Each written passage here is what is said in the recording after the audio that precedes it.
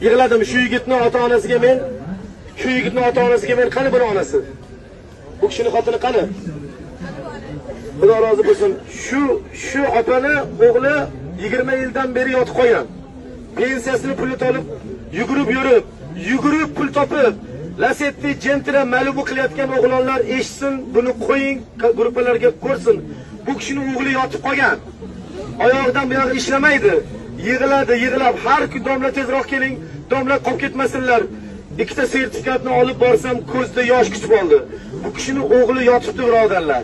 Qalbi muhabbati Rasulullohda, qalbi muhabbati Makka Madinada. Ustozlardan Qur'on o'qib, Qur'onni murattab qorisi bo'ldi, maşalloh. Qur'on yodladi, ammo yotibdi. Faqat qo'li ishlaydi, bundan buyog'i ishlamaydi. Yig'lab aytdi, jon domla, men ham ota-onamning xizmatlarini qila olmadim.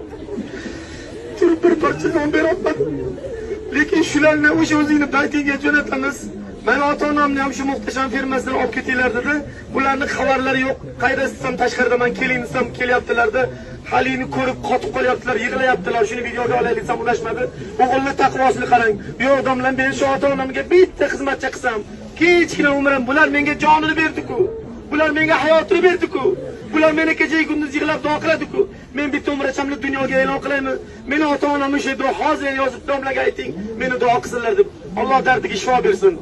Sog'lom bo'lgan, oyog'i yurgan, pul topgan, chopib yurib, onasiga, otasiga do'q surayotganlar ko'zini ochsin. Yotgan holatda, oyog'i ishlamasdan falaj holatda ota-onasini yig'lab umrga jo'natgan qahramonimizdan Xudo rozi bo'lsin. Alloh uni o'g'il qizlari ham mana shu ish bu kishi qilgan deb otasiga qilgan umrini haj badallari bilan